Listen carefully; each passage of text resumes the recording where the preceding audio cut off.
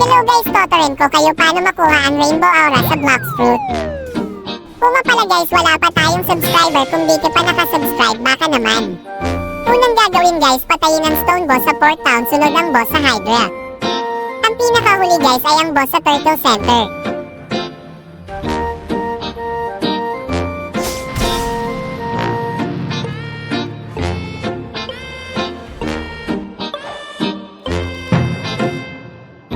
Pagtapos guys, pumunta kayo dito.